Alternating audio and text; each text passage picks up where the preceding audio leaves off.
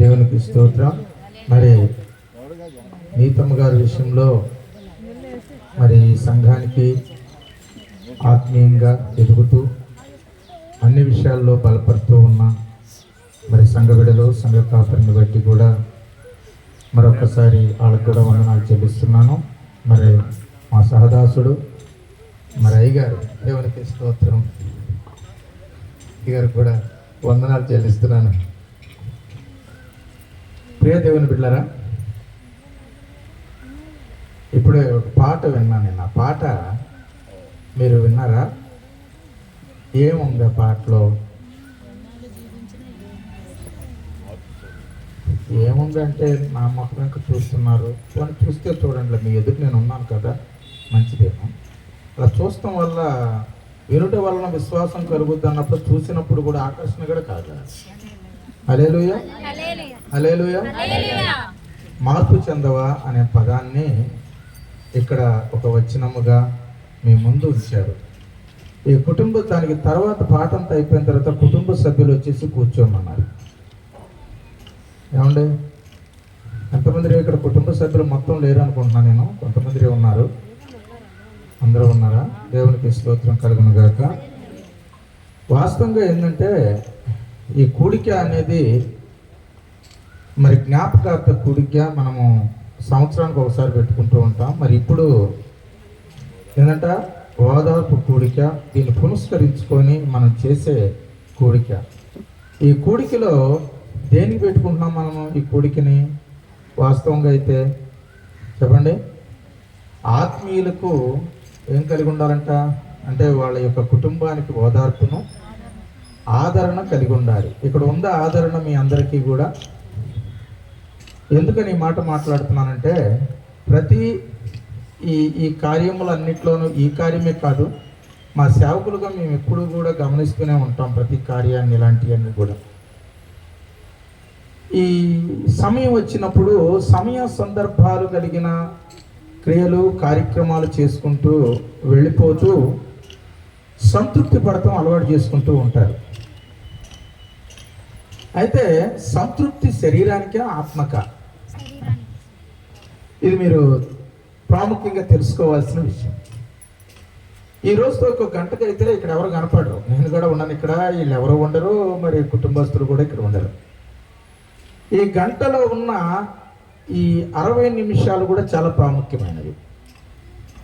ఈ ప్రాముఖ్యమైన విషయాలలో మన జీవితానికి సరి అయిన మాటలు మనకు అందించి ఈ కుటుంబానికి కావలసిన జీవాహారాన్ని అందించే జీవము కలిగిన మాటలు వినటానికి సంసిద్ధపడి ఉంటే ఈ దినము కొంచెం మనసును విపారం చేసుకోమని కోరుతున్నాను. వాస్తవంగా నేను ఇందాక చెప్పినట్లుగా సేవకులు ఇలాంటి కూడికల్లో మేము తరచుగా మేము చూసేది ఏంటంటే ఆడంబరం చూస్తూ ఉంటాం. మనిషి చనిపోగానే వచ్చేసేసి ఓదార్చి ఆ కుటుంబానికి నెమ్మదినిచ్చి ప్రార్థన చేసి వెళ్ళిపోతాం. అయితే ఒక సేవకుడుగా మేము కూడా మా వంతు పని మేము చేస్తూ ఉంటాం. ఎందుకంటే ఒక కుటుంబ సభ్యులుగా, ఆత్మీయ సభ్యులుగా, సంఘంలో ప్రప్రథమైన వ్యక్తులకి సంఘం అంతా కూడా ఒక కుటుంబ సభ్యులుగా పోల్చుకొని మేము చేసే కార్యాలు అవి. వెళ్ళిపోయిన తర్వాత ఎంతవరకు మీరు సంతృప్తి పొందుతున్నారు? ఎందుకనంటే నేను ఎక్కువసేపు నేను చూస్తే ఏంటంటే ఏదన్నా మంచి ఫంక్షన్ జరిగింది అనుకోండి, ఆ ఫంక్షన్లో ఆడంబరం ఎక్కువ ఉంటుంది, తర్వాత ఏముంటుంది, ఆర్భాటం ఎక్కువ ఉంటుంది. ఈ ఆర్భాటం ఆడంబరం ఏంటంటే, ఆడంబరం అంటే కనపరుచుకోవటం, ఆర్భాటం అంటే దానికంటే ఎక్కువ గంతులేయటం. పెళ్లిలోనూ అలాగే ఉంటుంది, అలాగనే చావులో కూడా అలాగే ఉంటుంది. ఈ మధ్యకాలం చాలా ప్రాముఖ్యమైనది. ఈ ప్రాముఖ్యమైన కాలాన్ని మనం గుర్తించడమే చాలా ప్రాముఖ్యమైన విషయం. ఈ ప్రాముఖ్యమైన కాలం అంటే మన పుట్టినది మొదలుకొని గిట్టేంత వరకు కూడా. చాలా మందికి చాలా అభిప్రాయాలు ఉంటాయి. పుట్టిన తర్వాత నేను ఇది చెయ్యాలి, అది చెయ్యాలి, ఎలా వెళ్ళాలి, అలా వెళ్ళాలని. కానీ కొన్ని విషయాల్లో మనం అనుకున్నవి కూడా మన దగ్గర జరగవు. అందుకని మనం ఎప్పుడైనా చూడండి, మీ శరీరము మీ స్వాధీనంలో లేదు అంటానికి ఒక చిన్న గుర్తు చెప్తున్నా వినండి. ఏదైనా బాధ కలిగినప్పుడు నా మనసులో ఏముందో ఏంటంటే నీకు తెలియదు అంటాం. కొన్నిసార్లు అంటాము నా లోపల నాకేం జరుగుతుందో నాకు తెలియదు అంటాం. ఏం జరుగుతుంది, ఏం జరుగుతుందో నాకు తెలియదు అంటే వాస్తవంగా ఏం జరుగుతుందో కూడా మీకు కూడా తెలియదు. లోపల ఏదో జరుగుతుంది, అది మనకు తెలియదు, కానీ జరిగించే వాడికి తెలుసు. కొంచెం మనసు పెట్టాలి. జరిగించేవాడికి తెలుసు. జరిగించేవాడు ఏం చెప్తున్నాడు అంటే ఆయన ఒక చిన్న విషయాన్ని వాక్యం ద్వారా జ్ఞాపకం చేస్తున్నాడు. చూడండి, ప్రసంగి గ్రంథంలో నుంచి 10వ అధ్యాయము 14వ వచనం. ప్లీజ్ అండి, నాకు ఇచ్చిందే 10 నిమిషాలు, ఇప్పటికే అయిపోయి ఉంటుంది. అది కలుగుబోవునది ఏదో మనుషులు, ఈ మాటను కొంచెం మనసు పెడతారా? కలుగుబోవునది ఏదో మనుషులు ఏదో మనుషులు ఎరగక ఉండినను బుద్ధిహీనులు విస్తారముగా మాటలాడుదురు. నరుడు చనిపోయిన, ఇది నోట్ చేసుకొని పెట్టుకోండి మీ బైబిల్లో. నరుడు చనిపోయిన తర్వాత ఏమి జరుగునో ఎవరికి తెలుసు? ఏమండి ప్రేమేంద్రంలో మరి ఎవరికి తెలుసు? నరుడు చనిపోయిన తర్వాత. అందుకని కలగపోవునదేదో నరులు ఎరగకుండానను వాళ్ళు బుద్ధిహీనులు విస్తారంగా మాట్లాడతారంట. అంటే ఏంటంట, ఏ సందర్భమైనా పక్షంలాగే ఉంటది, ఏ సందర్భమైనా గందరగోళంలాగే ఉంటది, ఏ సందర్భమైనా కూడా ఏంటంటే ఎందుకంటే కోలాహలం. ఎందుకు కోలాహలం చేస్తున్నాం అంటే కోలాహలం చేయటం తప్పనట్టలేదు. ఆ కోలాహలంలో ఏం కలిగి ఉండాలంటే శారీరకమైనదా, ఆత్మ సంబంధమైనదా? ఆత్మ సంబంధమైన కోలాహలం అనుకోండి, అది ఆంతర్యముతో దేవుణ్ణి స్తుతించేదై ఉంటుంది. శారీరకమైన కోలాహలం అనుకోండి, దానివల్ల ఎవరికి ప్రయోజనం లేదు, అది నీకు తప్ప.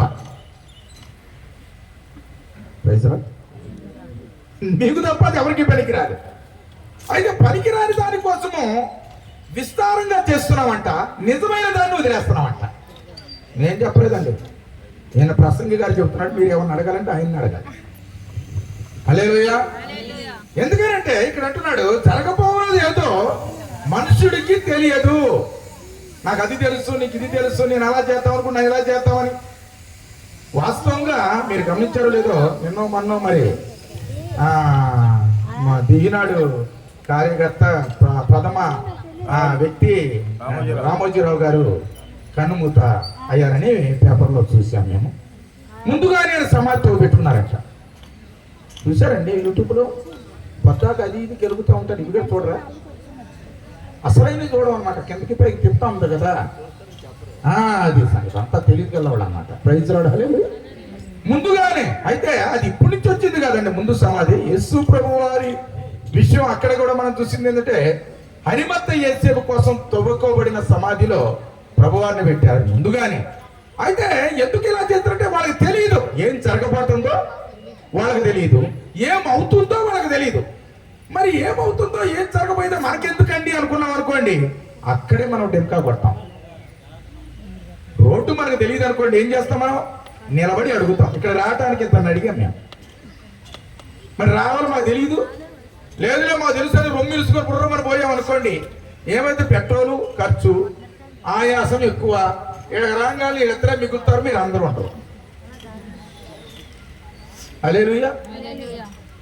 ఎందుకంటే అందుకనే పురాతన మార్గములను గురించి విచారించండి, మేలు కలుగు మార్గం ఏదో అందులో అడిగి తెలుసుకోమంటున్నాడు. మీరందరికీ మేలు కలుగు మార్గం తెలీదా? భలేవారండి, మీ అందరికీ తెలుసు. మీరు ఎంత మంచివాడో తెలుసా? పుట్టిన కానించి వాక్యం వింటున్నారు, మంచి మంచి పాటలు పాడతారు, పాటల్లో ఉన్న సారాంశం తెలుసు, పాటల విధానం. వాక్యం చదవమంటే బాబో మామూలుగా చదవరు. మీ వాక్యం చదువుతుంటే మేము కూడా మరి అంతే సంగతులు. మరి ఏం తెలియదు మీకు అంటే తెలియాల్సింది తెలియదు, అది ఇక్కడ చెబుతున్న మాట. అది తెలియాల్సింది తెలియాలి అంటే ముందు మనం ఏం చేయబడాలి? అమ్మా కొంచెం కూర్చోండి అమ్మా, కొంచెం మాటలు కొంచెం తగ్గించండి, అటు కొంచెం కూర్చోండి అమ్మా వెనకాల. మీరు మాటలు మీ ప్రసంగాలు ఎక్కువైపోతే ఉన్నది కాస్త పెట్టేయాల్సి వచ్చిందమ్మా. టైం దయచేసి వెనకతలు ఎవరు మాట్లాడొద్దు. ఒక 10 నిమిషాలు కొద్దిగా వాక్యం వినున్నామా. Praise lord. హల్లెలూయా. కూర్చోండి. హల్లెలూయా. అమ్మ మీరు నుంచున్నారు అనుకోండి, వాళ్ళు మిమ్మల్నే చూస్తూ ఉంటారు ప్రేక్షకుల్లాగా. హల్లెలూయా. ఏమంటే ఇక్కడ దేవుని బిడ్డలు ఉన్నారా? 2 చేతులు తల్లి చెప్తారా? హల్లెలూయా. హల్లెలూయా. హల్లెలూయా. హల్లెలూయా. బైబిల్ మనకి ఏం బోధిస్తుందంటే, మార్గంలో నిలిచిచుడి, పురాతన మార్గముల గురించి విచారించుడి, మేలు కలుగు మార్గం ఏదో అందులో అడిగి తెలుసుకొని నడుచుకునుడి, అప్పుడు మీ ప్రాణములకు నెమ్మది కలుగు. చూద్దామండి, చూడండి 6:16 చూడండి. ఇరిమియా వాళ్ళు చూడాలని తొందరపడుతున్నారు, తొందరగా చూద్దాం. త్వరగా చదవాలి దయించి ప్లీజ్. యెహోవా దేవుడు ఇలాగూ సెలవిచ్చుచున్నాడు, మీ ప్రయాణములో మీ దారిలో నిలబడి చూడండి. ఓల్డ్ మార్గం మొదటి నుంచి మన తాత ముత్తాతల కాడి నుంచి ఏదైతే త్రోవ ఉందో దాన్ని తెలుసుకోండి. మీ సొంత మార్గాలు పెట్టుకోకుండా విచారించమంటే అడగమన్నాడు. ఇప్పుడు నేను వచ్చినట్టు అడిగినట్టు. దేవునికి స్తోత్రం. హల్లెలూయా. నెక్స్ట్ మేలు కలుగు మార్గమేది. చూసారా, మార్గంలో కూడా మేలు కలిగే మార్గం ఉందంట. మార్గాల్లో ఎన్ని ఉన్నాయి? మేలు కలగని ఉన్నాయి, మేలు కలిగే ఉన్నాయి. ముందు మనం ఏం కావాలి? మనకి మేలు కలిగేది కావాలి. మనకి మేలు ఏది కావాలి అనేది ముందు మనం ఆలోచించాలి. మేలు కలిగే మార్గమును అని అడిగి అందులో నడుచుకొనుడి, అప్పుడు మీకు నెమ్మది కలుగును. ఎప్పుడు నెమ్మది కలుగుతుందండి? ఎప్పుడు ఎప్పుడు అప్పుడు ఎప్పుడు అప్పుడు నడిచినప్పుడు. అది అప్పుడు అంటే నడిచినప్పుడు మీకు నెమ్మది కలుగుతుంది. అప్పుడు దాకా మీకు నెమ్మది లేదు. కుటుంబాలకి మనం అనుకుంటున్నాం, ఈసారితో మా పని అయిపోద్ది, ఈసారి బాకీలు తీరిపోతే నెమ్మది వచ్చుద్ది, ఈసారి మా అబ్బాయికి ఉద్యోగం వచ్చుద్ది, నెమ్మది కలుగుద్ది, ఈసారి నేను మంచిగా బైక్ కొంటాను, నెమ్మది వచ్చుద్ది, ఈ కొంటాను, అవి కొంటాను, అవి చేస్తాను, నెమ్మది అన్న. బ్రతుకంతా ఈడుపులే. అందుకని మన ప్రయాస ఏంటంట, పుట్టిన కాడి నుంచి చచ్చేంత వరకు ప్రయాస పడుతూనే ఉంటున్నాం. ఏంటంటే చచ్చినప్పుడు కూడా అలా ఉండకూడదనే ఇక్కడ అంటాడు. మీ బ్రతుకులకు నెమ్మది కలుగుతుంది, మీ మనసులకు నెమ్మది. నిజంగా మీరు మీ గుండెల మీద చేసుకొని చెప్పండి, మీరు అందరూ ఎంతమంది నెమ్మదిగా ఉన్నారు ఒకసారి చేస్తారా చూద్దాం అనుకున్నా. ప్లీజ్ ఏమనుకోకండి, పాస్ గారు వచ్చేసి మాట్లాడినారండి. ఏమంటే మీరు అందరూ నెమ్మదిగా చెయ్యమంటే అటు చూస్తారు. ఎవరు నెమ్మదిగా ఉన్నారండి?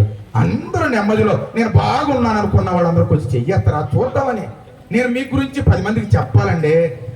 మీ నెమ్మదిని గురించి 10 మందికి చెప్తే వాళ్ళందరూ రక్షణ పొందుతారు, ఆత్మీయంగా తెలుసుకుంటారని. చూసారా, మీకే భయం ఉంటుంది. ఎందుకని?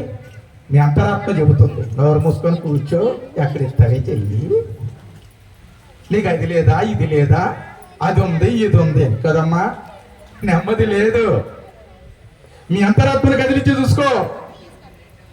ఎవరికి నెమ్మది లేదు. ప్రేమైన దేవుడా, అమ్మా ఇక్కడ ఎవరన్నా అమ్మా డ్రింకుల తర్వాత పంచేతుడు మనం అలవాటుగా మార్చుకున్నామంటే, ఈ రోజు నెమ్మది ఉండదని, రేపు నెమ్మది ఉండదని, ఎల్లుండి నెమ్మది ఉండదని, అవతల నెమ్మది ఉండదని నెమ్మది కోసం ప్రయాసపడుతున్నాము, కానీ నెమ్మది లేదు. కారణం ఎందుకని? పురాతన మార్గములను, నీతి కలిగే మార్గములను, నెమ్మది కలిగే మార్గంలో మనం లేవు. అందుకని దావీదు అంటాడు, అరే భూ సంబంధమైన మార్గాలు ఎన్నో ఉండొచ్చు కానీ పర సంబంధమైన మార్గం ఒకటి ఉంది. అంటే ఈ మార్గములు సహజమైన రీతిలో నేను బ్రతుకుతాను, కానీ నేను వెళ్ళేటప్పుడు అయ్యా నీకు ఒక మార్గాన్ని బోధించాలి అనుకుంటున్నా అని సొలొమోను తన కుమారుడికి చెప్తాడు. 1వ రాజుల గ్రంథం 2వ అధ్యాయము 2వ వచనం. ప్లీజ్ త్వరగా తీస్తారా? 1వ రాజుల 2వ అధ్యాయము మొదటి కాడి చదవండి, 2వ వచనం కాడి నుంచి. దావీదునకు మరణకాలము సమీప.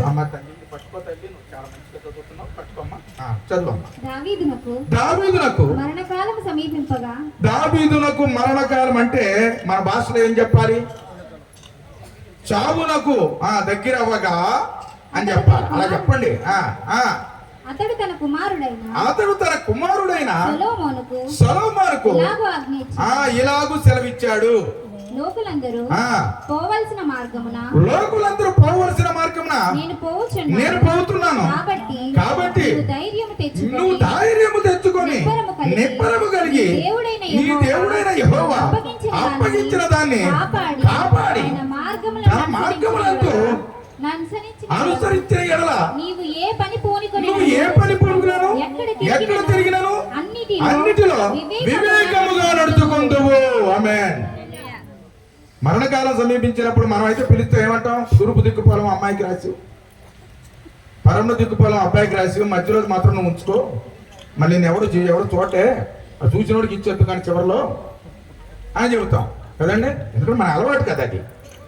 ఎంత ఆస్తి ఉన్నా కూడా, చాలా మంది కుమారులు ఉన్నా ఆయన కురి ఎక్కడ ఉంది అంటానికి ఇక్కడ ఈ వాక్యం మనం నేర్చుకుంటున్నాం. ఏంటంటే సొలొమోను పిలిచి రాజ్యాన్ని జాగ్రత్తగా చూసుకోయ్యా, పలానా దగ్గర బంగారం ఉంచానయ్యా, ఇవన్నీ నిధులుగా కూర్చాను కనుక ఇదన్నీ కాపాడాల్సిన బాధ్యత. తూర్పు దిక్కున మనకి శత్రువులు ఉన్నారు, పరమటి దిక్కులో శత్రువులు ఉన్నారు. ఇలా చెప్పట్లా. ఎవడెడిపోయినా, ఎవడెక్కడున్నా, ఎవడు ఎలాంటి వాడైనా, భూమి తల్లకిందులైనా ఒక్కటి మాత్రం గుర్తుపెట్టుకో, నీ దేవుడైన యెహోవా నీకు అప్పచెప్పిన దాన్ని నమ్మకంగా కాపాడు. ఏది అప్పగించాడు మనకి అది మీకే తెలుసు. రక్షణ పొందిన వాళ్ళు కొంతమందికి తెలియపోయినా రక్షణ పొందిన వాళ్ళకి తెలుసు అంటే మీకు తెలుసుగా. ఏ అప్పగించాడు చెప్పండి?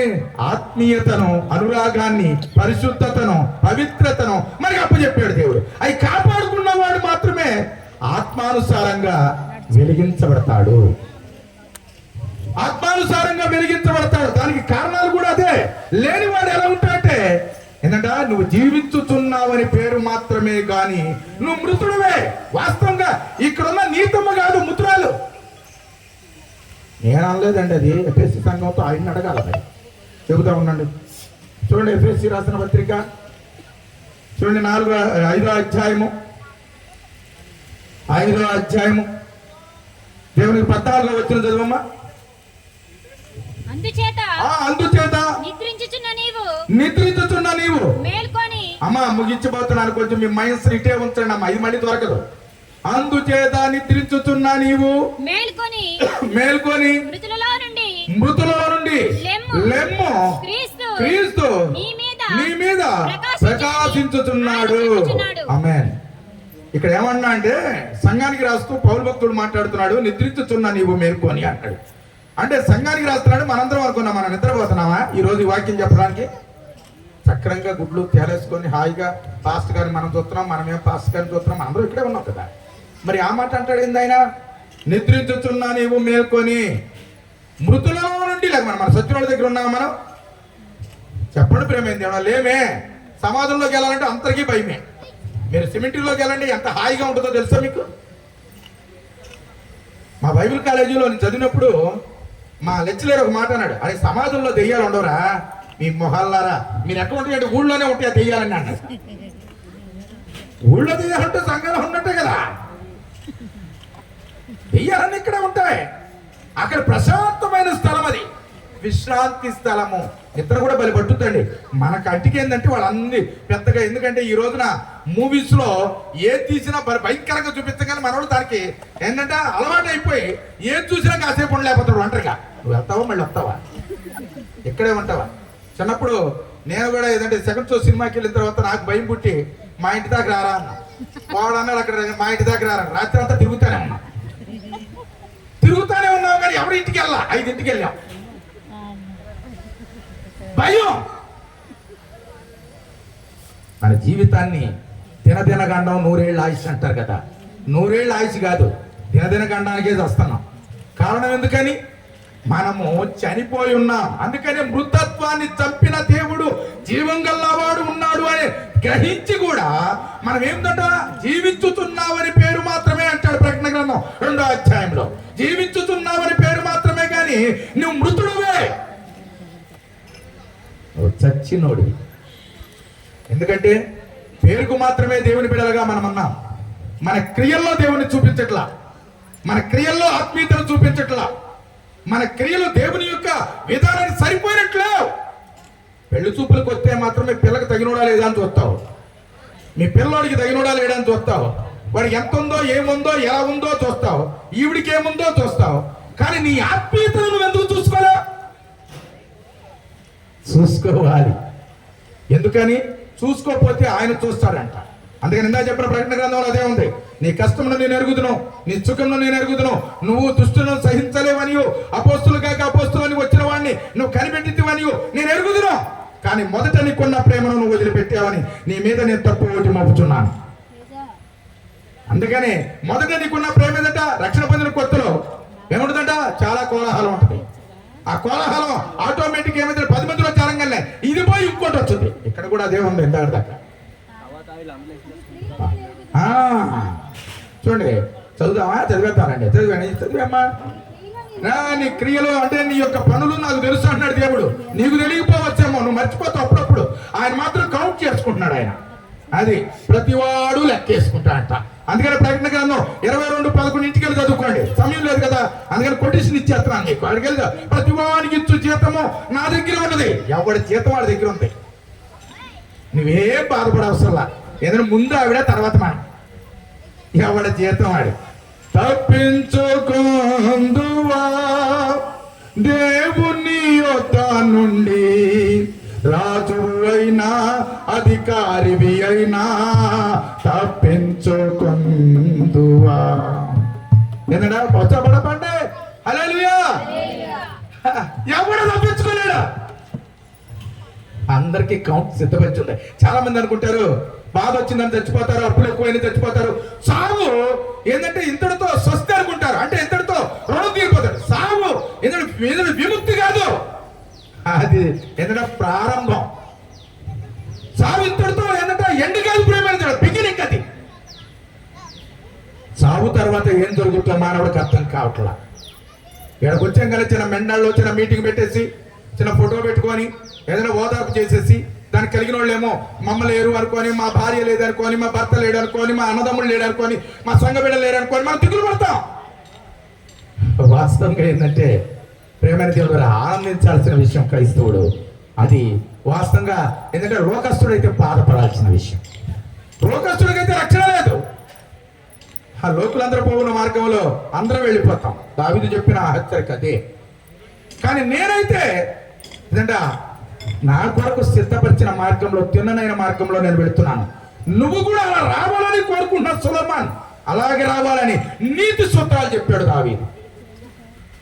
ఈ రోజు నీతి సూత్రాలు చెప్తున్నా వినేవాడు ఎవరు లేరు. కుటుంబస్తులకి చాలాసార్లు, ఒకసారి ఎన్నోసార్లు మరి నీతమ్మ గారు, మా హస్బెండ్ దేవునికి స్తోత్రం పటేల్ గారు మన మధ్యలో ఉన్నారు. ఎన్నిసార్లు బాగా లేకపోతే ప్రార్థన చేశాం. దేవుడు బ్రతికైంది. ఎంతమంది తెలుసా ఆయన అడిగాను అనుకోండి, సమాధానం ఆయన చెప్పాలి. వచ్చి చెప్పలేడు. దేవుని ప్రేమ అపారమైనది. ఆయన కొలత చేసేవాడు కాడు. అందుకనే ఇంకా నన్ను ఎందుకు ప్రేమిస్తున్నాడు అన్నామనుకోండి, దానికి ఏమాత్రం ఎవడు కూడా సమాధానం చెప్పలేడు. నానా నేనంటే ఎంత ఇష్టమే నీకు అని తండ్రిని వెళ్ళాడు. నేనంటే ఎంత ఇష్టం అని అడుగు. ఇంత ఇష్టమని ఎవరు చెప్పలేరు. అంతకంటే ఇష్టమైన ఏంటంట దేవుడు తండ్రి మనకు దొరికాడు. ఆ తండ్రిని తన యొక్క కృపను మనం ఎంతమంది కాపాడుకోగలుగుతున్నామా? ఈ రోజు మనం అనుకుంటున్నాం ఏంటంట మన యొక్క భక్తులతోనో లేకపోతే మన యొక్క ఏంటంటే స్థితిగతులతోనో ఏదో ఆ కాసేపు వచ్చి దేవుణ్ణి 2-3 నిమిషాలు కూటం పెట్టేసేసి పాస్టర్ గారితో ఏకీభవించి 2 మాటలు మాట్లాడేసి దీన్ని సంతృప్తి పడి ఇంతటితో మన జీవనాన్ని మనం ఏంటంటే కంటిన్యూ చేసుకుంటమే మనం నేర్చుకున్న విధానం. కానీ కూడికి అది కాదు. ఒక వ్యక్తిని యొక్క విలువలు తెలుసుకోవాలి, ఆ వెళ్ళిన స్థితిని తెలుసుకోవాలి, అందులో మనల్ని కంపేర్ చేసుకోవాలి. మనం ఎలా ఉన్నాం, ఆ వ్యక్తి ఎలా ఉండనే. రేపు పొద్దున ఆ వ్యక్తి స్థానంలో అందరూ వెళ్తాం. వెళ్ళే ప్రతి వాడు కూడా ఏ మార్గంలో వెళుతున్నాడా అని తెలుసుకోవాలి. మొదటిగా నువ్వు వెళ్ళేది తిన్ననైన మార్గమా లేకపోతే మధ్యలో ఆగిపోయే మార్గమా తెలుసుకోవాలి. ఇది తెలియకపోతే నీ క్రైస్తవత్వం వ్యర్థం. ప్రేమైనది ఉండాలా. యేసు ప్రభువారు మనం వచ్చి ఇవే మనకు నేర్పించింది. నేను వెళుతున్నాను మీ కొరకు ఏం చేస్తున్నా, స్థలము సిద్ధపరచడానికి వెళుతున్నాను. నేనుండు స్థలములోను మీరును ఉండులాగునా ఎంత చక్కని మాట్లాడినవి. యోహాను సువార్త 14వ అధ్యాయం ఇంటికి వెళ్ళి చదువుకోండి. ఏమంటాడు? నేనుండు స్థలంలో మీరును ఉండులాగున మళ్ళీ వచ్చి మిమ్మల్ని తీసుకొని వెళ్తాను. మళ్ళీ వచ్చి దేవుడు చావులో కూడా మనకు తోడై ఉంటాడు. ఈ ఉదయకాల మధ్యాహ్న కాల సమయంలో నీ చావు మరి ఇలాంటిదేనా? సహజమైనదా? లేకపోతే దేవుని యొక్క చిత్తం లేనిదా? చావు అనేది ఎలాగైనా మనిషికి సంతృప్తి పడుతుంది, ఎవరికైనా ఎదుర్కొంటుంది అది. కానీ చావు దేవునిలో సంతృప్తి కలిగించేదై ఉండాలి. మన మరణము దేవునికి ఇష్టమైనదై ఉండాలి. నీతిమంతుల మరణం అంట దేవునికి ఇష్టకరమైనది. నీతిమంతులు జరగబోయేది కూడా చెప్పబడతాడు అంటానికి ఇందాక చెప్పిన దావీదే సాక్ష్యం. సిద్ధపడుతున్నాడు, తన బిడ్డలు సిద్ధపరచుకుంటున్నాడు, తన సిద్ధపడుతున్నాడు. ఈ రోజున ఇలాంటి దగ్గరికి మనం వచ్చిన తర్వాత అందరికీ ఓదారుస్తున్నాము, కొన్ని మాటలు చెప్తామే కానీ మనం స్థిరంగా ఉండట్లేదు. ఎందుకంటే ఓటమి అయిపోయింది కదా, వెళ్ళిపోతున్నాం. మన బ్రతుకులో మార్పు రావటం లేదు. మన జీవితము ఎప్పుడు ఒకేలాగా రన్ అవుతూనే ఉంది. అందుకని ఏమి జరుగునో ఎవరికి తెలియను. మళ్ళీ మొదలకు వచ్చేద్దామా? ప్రసంగి రండి, వచ్చేద్దాం, మొదలకి వచ్చేద్దాం. ప్రసంగి అన్నాడు 10:14 చదవాలి త్వరగా. కలగబోవున్నది. ఏం కలగబోతుందో మీకు తెలుసా? ఏం కలగబోతుందో మీకే తెలియదు ప్రేమేంద్రుడా. మీ చెయ్యి నీ మాట వెందో, నీ తలనొప్పి నీ మాట వెందో, నీ తలలో ఏం జరుగుతుందో కూడా నీకు తెలీదు. ఏదో జరిగిపోతుందంటావు, ఎక్కడో ఏదో అయిపోతుందంటావు. ఎందుకని? నీ హెట్టే కదా. ఏముందిరా అంటే ఏందో నా ఇక్కడ నొప్పి వస్తుంది మమ్మీ, ఏందో ఇక్కడ బాగా నొప్పిగా ఉంది. ఎందుకు అక్కడ నొప్పిగా ఉంది? అది ఏందో నీకు తెలీదు. అది తెలిసిన ఆయన ఉన్నాడు. నువ్వు అక్కడికి వెళ్ళొచ్చు, కానీ నువ్వు రావే, నువ్వు రావు. ఈ సువార్త వినపడినా కదా నీకు రావు. అందుకని బండలం అయిపోయాం మనం. మన మీద మొక్కలు మొలవు. ఏంటంటే ఎండిపోయినా, ఏంటంటే బండలం ఎండిపోయినా, ఏంటంటే బండ మీద మొక్క మొలవకుండా ఏదైతే సూర్యుడు అస్తమించే లోపు మొక్క ఏంటంటే ఎండిపోతా, మన మీద వేసిన వాక్యం కూడా కాసేపే నిలుస్తుంది. అది ఎండిపోతుంది. ఎండిపోవటానికి కాదు ఈ మాట. ఈ కొద్ది నిమిషాలు మీకు చెప్పింది పాస్టర్ గారు ఆజ్ఞ కూడా నేను మీరాను. క్షమించండి పాస్టర్ గారు, దేవునికి స్తోత్రం. ఎందుకని?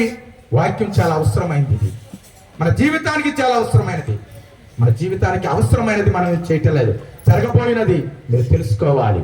ఏం జరగబోద్ది అనేది మానవుడు ఎక్కడి వరకు ఉంటాడంటే అదేమో పానీరా అన్నాడు.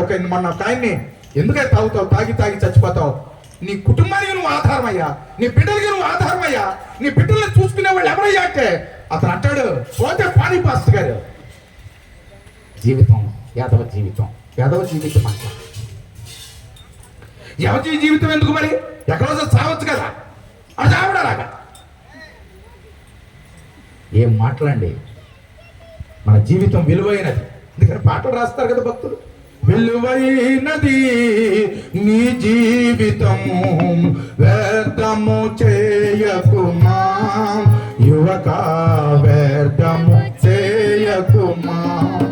విలువైనది నీ జీవితము, ఓ స్వల్ప కాలము యువక, అది ఎంతో స్వల్పము. అది చాలా మృదువైనది, చాలా తేలికైనది. అందుకని ఒక భక్తుడు అంటాడు, నీటి మీద బుడగతో పోల్చాడు నీ జీవితాన్ని. ఒక భక్తుడు అంటాడు, ఏంటంటే త్రాసు మీద ధూళితో పోల్చాడు. ఒక భక్తుడు అంటాడు, ఏంటంటే 70 సంవత్సరాలని సంవత్సరాలతో పోల్చాడు. నీ ఏసీ ఎంత అయిపోయిందో ఒకసారి చూడు. ఏమన్నా సంవత్సరాలే బతికి చేస్తామా అంటే అలా ఎప్పుడు అనుకోకండి.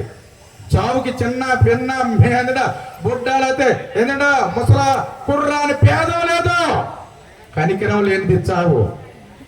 అందుకని బయటికి వెళ్ళి ఇంటికి తిరిగి వస్తున్నామంటే అది నీ గొప్పతనం కాదు. నేను ఇంట్లో చాలా మందికి మా సంఘంలో చెప్తాను, నువ్వేదో పెద్ద స్మార్ట్ గా మంచి డ్రైవర్ చేస్తున్నావు, డ్రైవింగ్ నువ్వు వెళ్తున్నావు అంటే అవతలోడు కూడా సరిగా వస్తేనే నువ్వు ఇంటికి చేస్తావు. అవతలోడు కూడా సరిగా రావాలి. నువ్వు తోలినట్టుగానే అవతలోడు కూడా తోలితేనే. అవతలోడు తోలాలి. ఒకవేళ తోలకపోయినా దేవుని కృపని దగ్గర ఉండాలి. సురక్షితంగా ఇంటికి చేరుతావు. నువ్వు భార్యతో చెప్తావు, సాయంత్రం వచ్చేటప్పుడు అన్ని తెస్తానే నేను అంటావు. ఈవిడు కాదు ఇంటికాడ మా అమ్మగారి ఇంటికి వెళ్ళేసి అది తెస్తాను ఇది తెస్తానండి, నేను పిల్లడికి నేను చూసుకుంటానండి. ఎవరి జీవితం ఎవరి చేతుల్లో లేదు, అందరి జీవితం ఈ చేతుల్లో ఉంది. చప్పట్లు కొట్టి వెళ్ళో చెప్పండి అబ్బా, ఒక మధ్యలో కూర్చున్నాడు. సర్వ జీవితాలు ఆయన చేతుల్లో ఉన్నాయి. నీ జాతకం ఆయనకి తెలుసు, నా జాతకం ఆయనకి తెలుసు, అందరి జాతకాలు తెలుసు. అయినా ఆయన ఏంటంటే చూస్తూ ఉన్నాడు. చూస్తూ ఉన్నాడు అంటే జాతకాలు కాదని అర్థం. సమయం ఇస్తున్నాడు, సమయం. అందుకనే ధనవంతుడి దగ్గర కేకలు వేస్తూ అన్నాడు, నేను ఇంత నరకం ఉంటుందని నేను అనుకోలేదండి. అక్కడ దయించి ప్లీజ్ నన్ను వదిలిపెడితే కాసేపు మా వాళ్ళు ఉన్నారు, వాళ్ళకి వెళ్ళి నేను చెప్పి వచ్చి ఈ నరకం ఉందని చెప్తాను. వాడి తెలిసి సువార్త కనబడతలా? వాస్తవంగా వాడు అడిగింది ఆ కాసేపుకి వాళ్ళకి చెప్పి రావడానికి కాదు, ఆ కాసేపు అని ఎసురుబడి దొరుకుతాయి ఆ మంటల్లో నుంచి. హల్లెలూయా. అది ప్రేమతో కాదు, ఆ కాసేపన్నా బయటకు వచ్చుతామని. 2 నిమిషాలు గాలి లేకపోతే గడగడగడగడగడలు ఆడిపోతామే. అగ్ని ఆరదు, పురుగు చావదు. కాట్మాల్ జాన్ గారు రాసిన పాటలు చాలా ఇష్టంగా ఉంటాయి నాకు. దేవునికి స్తోత్రం. నరకమన్నది నిరతముండునయా, ఆ ఘోర నరకమునందు పాపులు బాధపడుదురయా, నోరు నెత్తి కొట్టుకుందురయా, ప్రభు యేసు క్రీస్తుని నమ్మనందుకు నొచ్చుకుందురయా. పొగవల్లె పైకి లెగుచును, అబ్బా అబ్బని ఏడ్చుచుందురు, అబ్బా అబ్బని ఏడ్చుచుందురు, అబ్బలెవరు అడ్డు రాదు. అబ్బలెవరండి? నీ అప్ప అందులో పడితే ఏ అప్ప వస్తాడు? పడేసిందే నీ అప్ప, ఏ అప్ప రక్షణ గురించి. అందుకనే ఏదైనా జరగబోవున్నది నీకు తెలుసుకోవటం కోసమే కూడిక. జరగబోయేది ఏదో నువ్వు గ్రహించాలి. గ్రహించకపోతే నీ అంత పనికి మాలిన వాడు, నీ అంత అమాయకుడు, నీ అంత ఇంకా ఇందులో ఏదైనా పనికి మాలిన ఇంకేదైనా ఉంటే అదంతా మనమే. అది చెప్పడానికి కింద వచ్చిన అంటాడు ఆ మాటని. ఒకసారి చదువున్నాను, ఆ మాటను కూడా పూర్తి చేసి ముగిస్తాను. ప్రసంగి గ్రంథం 10:14. ఊరికి పోవు, ఊరికి పోవు, త్రోవ ఎరిగిన వారై, ఊరికి పోవు త్రోవ ఎరగిన వారై, బుద్ధిహీనులు తమ ప్రయాస చేత ఆయాసపడుదురు. ఊరికి పోయే త్రోవ మర్చిపోతారంట వీళ్ళు. మనం ఎక్కడ నిలబడ్డామో, ఎక్కడ వచ్చామో అవి దేవుడు మనకి తెలియపరిచాడు. ఇక్కడ రంగాల్లో రక్షణ అనే కృపనిచ్చాడు మనకి. దేవుని అనే సత్యాన్ని మనకి అనుగ్రహించే ఇక్కడ మనం జీవిస్తూ పైకేమో వేషధారణ కలిగిన జీవితం. అందుకని దేవుడితో సన్నిహితమైన సావాసం ఎవరికి లేదు. ఎవరికి దేవుడితో ఎలా గడపాలో సావాసం అనే జనాలకు అర్థం కాకపోయినా దేవుడే తన బైబిల్లో అర్థం చేసుకునేలాగా మనకి రాసిన తెలుసుకోలే ఆ భాగ్యం. ఎలాంటి సావాసం చేయండి? అన్నండి, తండ్రి అండి, తల్లండి, స్నేహితుడండి, రైట్. ఎవరు కాదన్నారు? వీళ్ళనే పోల్చుకుంటారా మీరు? ఏమండి 5 రకాలుగా దేవుడు మనకు కనబడుతున్నాడు. 1 తండ్రిగా, 1 తల్లిగా, 1 అన్నగా, 3, 4 స్నేహితుడిగా, 5 భర్తగా కనబడుతున్నాడు. భర్తగా కనబడుతున్నాడు. బయట ఇక్కడ అందరూ భార్యాభర్తలు ఉన్నారు. మీ యొక్క సొంత ఇంట్లో, మీ ఇంట్లో, మీ రూములో ఉన్నట్టు ఇక్కడ కూర్చున్నారా? లేరే. అక్కడ ఉండే తీరు వేరు, ఇక్కడ ఉండే తీరు వేరు. దేవుడు కూడా మనకి అదే సన్నిహితమైన సావాసం చెప్పుకుంటా వచ్చాడు. ఏమనంటే ఏకాంతంగా ఆయనతో గడిపే ప్రార్థన అనుభూతిని చెప్పుకుంటా వచ్చాడు. అందుకనే అది మనకి పాత నిబంధనలో దాన్ని చేయలేదు కాబట్టి, కొంతమంది నెరవేర్చుకోలేదు కాబట్టి, కొత్త నిబంధన 6:6లో దాన్ని ఎందుకంటే సంపూర్తి చేశాడు. ఆ మాటని 6:6లో ఏమన్నాడు? అతి స్వార్థ 6:6. ప్లీజ్ అంటే తొందరగా దేవునికి స్తోత్రం కలుగును గాక. నీవు ప్రార్థన చేయనప్పుడు నీ గదిలోనికి వెళ్ళి తలుపు వేసుకొని రహస్యమందున్న నీ తండ్రితోనే ప్రార్థన చేయము. అప్పుడు రహస్యమందున్న చూచుచున్న నీ తండ్రి నీకు ప్రతిఫలం ఇచ్చును. రహస్యమందున్న చూచుచున్న తండ్రి నీకు ప్రతిఫలం ఇస్తా అంట. ఎప్పుడు? గది అనుభవం కావాలా ప్రతి క్రైస్తవుడికి. గది అనుభవం ఎప్పుడైతే ఉంటుందో జరగబోయేదేదో తెలుసుకోగలుగుతాం. గది అనుభవం. ఎందుకంటే నీ భర్త నిన్ను మించి వెళ్ళడు కదా. సంఘము భర్తకి భార్యకి చూచినైతే, భర్త దేవునికి చూచినైతే, మీ ఇద్దరికి మధ్యలో ఉన్న సత్సావాసం ఎంత ఏంటంటే ఆత్మీయంగా బలమైందో ఆ బలానికి తగినట్టు ఆయనట ఆదరణతో నింపబడుతూ జరగబోయేది కూడా మనం తెలుసుకునే గొప్ప కృపను కలిగి ఉంటాం మనం. అది సంఘములో, భూలోకంలో ఒక సంఘానికి మాత్రమే ఇచ్చాడు. చప్పట్లు కొట్టాలి చెప్తాం మనందరం. హల్లెలూయా. సంఘానికి ఇచ్చాడు. ఆ సంఘంలో సభ్యులుగా మనం ఉండాలి. సంఘాన్ని ఎరిగిన వారమై ఉండాలి. సంఘానికి చెందిన వారమై ఉండాలి. ఆ సంఘము దేవుడే. నువ్వు దేవుణ్ణి కలిగి ఉంటే ఖచ్చితంగా నీకు వేరే విషయాల్లో జరగబోయే దానికోసం ఎవడో నీకు చెప్పాల్సిన అవసరం లేదు. అది చెప్పడానికే ఈ రోజున ఇక్కడ మనం సమకూర్చబడ్డాం. అందుకనే 14వ వచనంలో అన్నట్టు ఎవరు మీకు చెబుతారు అంటున్నాడు. ఒక మాట పై వచ్చిన ఒక్కటి చదివేసి అమ్మ. నన్ను జరగబోయినది ఏదో, కలగబోవున్నది ఏదో మనుషులు ఎరగరు. అందుకనే చెప్పడానికి ఎరగరు. ఎంత వయసు అయితే పెరిగింది, కానీ ఈ చావు తర్వాత ఏం జరుగుతుందో ఎవరికి తెలియదు. ఆవిడ నీతి ఆవిడ ఎంట వెళుద్ది. ఆవిడ ఎక్కడికి వెళ్తాడ? శరీరం ఇక్కడే ఉంది, నీతి వెళ్ళుద్ది. ఆ నీతి నీకు నాకు ఉంటే ప్రేమైన దేవుడా, నిజంగా నీతిమంతులను చూసే కృప దేవుడు మనకిస్తాడు. వాళ్ళు మన మధ్యకి రారు, మనం వాళ్ళ మధ్యకి వెళ్ళగలుగుతాం. కానీ వెళ్ళేటప్పుడు ఒకసారి ఆలోచించుకో, నిజంగా దేవునికి సరిపోయినంతగా నా నీతి ఉందా? ప్రభు యెషయా గ్రంథంలో అంటాడు, నీ నీతి నాకు మురికి గుడ్డ వలె కనపడుతుంది అన్నది. మురికి గుడ్డను ఉతుక్కునే స్థితిని కలిగి ఉండాలి. ఎప్పటికప్పుడు ఎందుకంటే గది అనుభవం కలిగి ఉన్నప్పుడు మన జీవితానికి శుభ్రం కలిగి ఉంటాం. మార్గం తిన్నమైన మార్గంలో నడుస్తాము. ఎందుకంటే తెలియకపోతే ఎవరినైనా అడిగి బోధింపబడి సక్రమైన మార్గంలో నడవగలుగుతాము, నీతిని అనుసరించగలుగుతాం. అప్పుడు మన మరణము కూడా ఎదట వారికి ఏంటంట ఆశీర్వాదంగా ఉంటుంది. మన కుటుంబానికి కూడా ఆశీర్వాదం కూడా. చాలా మంది మొన్న ఎంత చెప్పినా వెళ్ళలేదు. మా ఇంటి పక్కనే 2 ఏంటంటే మార్గాలు అవతల అనమాట. అది అన్నిటికీ ఒకప్పుడు ఒక రకంగా ఉన్నాడు, ఇప్పుడు విడిచిపెట్టాడు. ఆ కుటుంబం అంతా మన యాక్సిడెంట్లో మీరు వినే ఉంటారు పేపర్లో, ఎక్కడ ఎండాడి దగ్గర ఒకే ఏంటంటే కారు గుద్దేసి అందరు కుటుంబ సభ్యులు చనిపోయారు. వాళ్ళే, ఎవరు ఒక్కళ్ళు కూడా మిగలలేదు. ఇలా కుటుంబ కూడికి మనం ఉన్నాం కాబట్టి పెట్టుకుంటున్నాం. ఎవరు లేరు అక్కడ. ఎక్కడికి వెళ్ళి ఉంటారు? మీరు ఒక్కసారి గమనించండి. ఈ గమనం తెలియపరచడానికి దేవుడు మీకు ఇచ్చిన కృప ఇది. అనాలోచనతోనూ అశ్రద్ధగా ఉండొద్దు ప్లీజ్. దేవునితో సహవాసం చేయటం మొదలు పెట్టండి. ఈ రోజున నీతిమో ఏ సంఘానికి వెళుతుందనేది కాదు, సంఘానికి వెళుతుందా లేదా అనేది కాదు. ఎందుకంటే ఒక సంఘాన్ని ఖచ్చితంగా నమ్ముకోవటం అనేది అది ఆశీర్వాదకరం. అది మేము ఖచ్చితంగా దాన్ని రూఢిగా చెప్పగలుగుతాం. ఆవిడ మనసుకి ఏది నచ్చినా లేకపోతే ఆవిడ తలంపులో ఏదున్నా అనవసరం. ఎక్కడైతేనేమి ఎదుగుతుంది. ఎదిగిన ఆవిడ ఏం సంపాదించుకుంది, ఈ రోజున కూర్చున్న మనం ఏం సంపాదించుకుంటున్నాం ఒక్కసారి మనసుతో. అందుకని జరగబోయేదాన్ని ఇది కూడా మీ సేవకులుగా మీకు చెప్పలేకపోతే మా సేవా జీవితానికి తప్పు చేసిన వారం అవుతాం.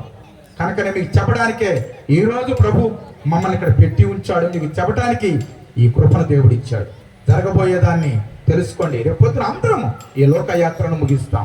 ఒకరు 70 ఉండొచ్చు, 80 ఉండొచ్చు, 90 ఉండొచ్చు, 100 ఉండొచ్చు. ఏదో సమయంలో మనకు ఒక టైం అనేది లేదు. అందుకని 70 సంవత్సరాలు అధిక బలం ఉన్న ఎడల 80 సంవత్సరాలు అన్నాడు. సంవత్సరం సహజంగా చెప్పాడు ఆయన 90వ అధ్యాయంలో, కానీ అది కరెక్ట్ కాదు.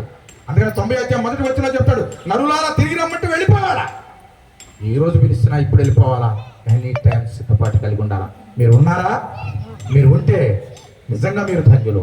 జరగబోయేది ఏం జరుగుతుందో తెలియదు కాబట్టి అది మీకు చెప్పడానికి ఈ రోజున ఈ కూడిక ఏర్పాటు చేయబడింది. ఈ కూడిక ప్రాముఖ్యమైన ఉద్దేశం, సంకల్పం ఇదే. ఇటు కృపను దేవుడు నాకు ఇచ్చాడు. సేవకుల ద్వారా నాకు ఇప్పించినందుకు సేవకులు కూడా వందనాలు చెల్లిస్తున్నాను. మిగతా కార్యక్రమం చెబుతారు. మీరందరూ ఒకసారి అల్లు చెబుదామా? చిన్న ప్రార్థన చేసుకున్నామండి, కళ్ళు మూసుకొని. చిన్న ప్రార్థన. దేవా, ఇప్పుడు దాకా నేను ఎలా ఉన్నాను, ఈ వాక్యం తర్వాత నా జీవితం ఎలా ఉండబోతుంది. దేవా, ఇప్పటి వరకు మా దైవ సేవకులు ఎన్నో చెప్పారు. ఈ రోజు కార్యాన్ని పురస్కరించుకొని ఎన్నో విషయాలు మాట్లాడుకున్నాం. కానీ మాటల్లో నాన్న మా శరీరానికి కాదు, మా ఆత్మకు తాకేలాగుండాలి.